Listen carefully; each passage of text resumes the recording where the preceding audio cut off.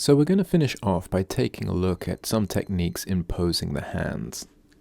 Now beginners normally leave their hand poses until the very end and normally run out of time to pose them properly. The tricky thing is that 3D hands start in this very neutral position with all the fingers parallel to one another. So we have to start thinking about how to relax the hand and give it a more appealing shape. We will first start off by making sure that the palm is actually in an interesting angle in relation to the wrist by rotating it slightly. When closing the fingers, we can rotate the finger joints at the same time.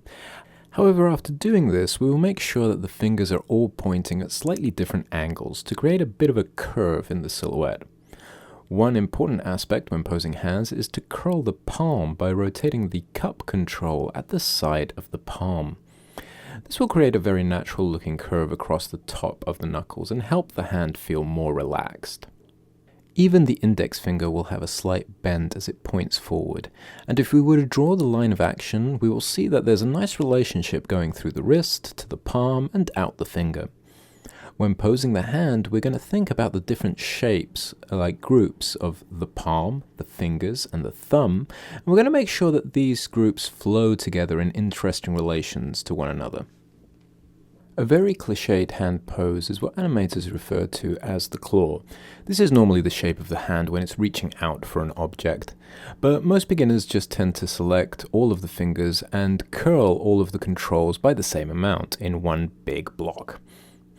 We can make this pose more interesting by adding a little bit of a cup to the hand and placing the index finger at a slightly different angle than the rest of the fingers. You can think of the index finger as the main pointer for the hand, and this can lead the main direction in which the hand is moving.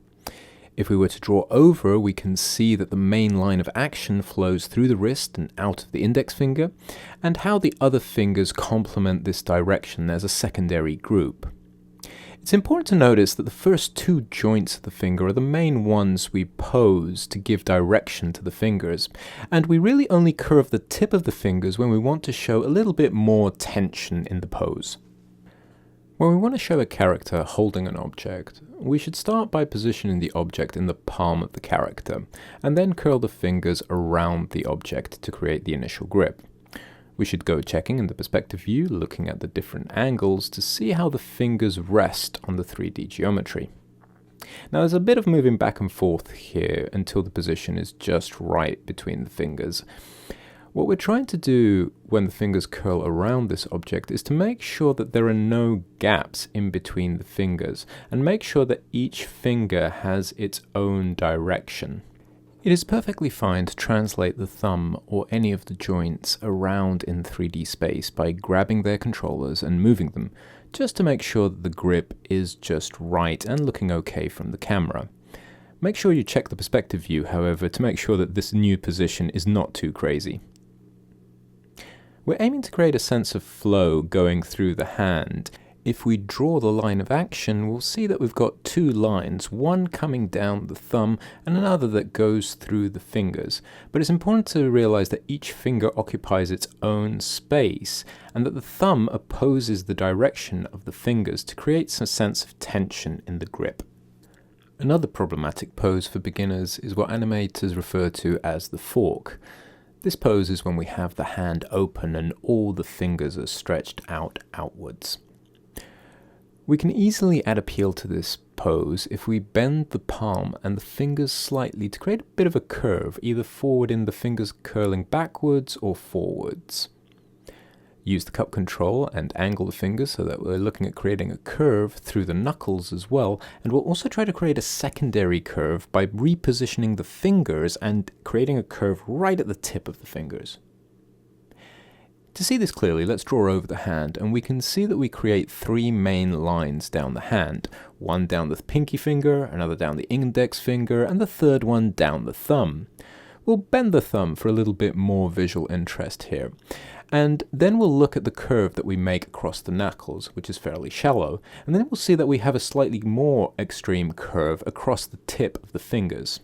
Now the other in-between fingers are just going to follow to a placement along these curves, and they can be in a wide variety of positions. Another common pose is to put the hand into a fist, Hopefully by now you're picking up on some ways that you can make our poses more appealing. We'll curl all the fingers at the same time, but we will also look at creating a small curve with the knuckles.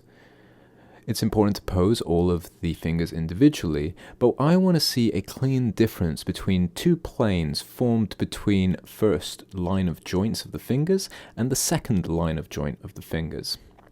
The position of the thumb will also show how tense or aggressive this fist pose is.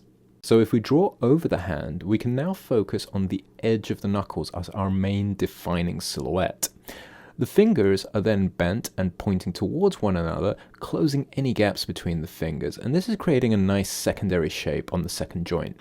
You can see the fist is now flowing from the lower arm, and lastly we can curl the thumb around to rest just under that second line of joints.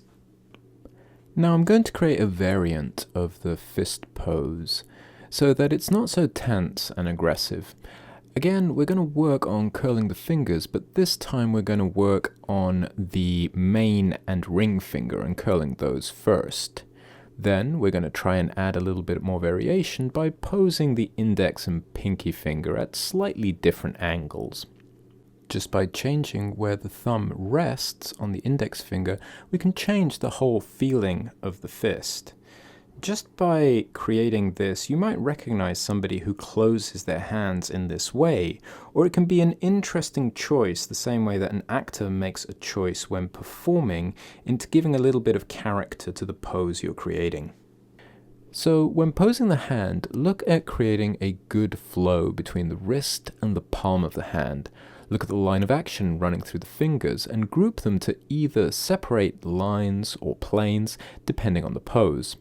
Always remember to cup the hand so that there's a slight curve across the knuckles.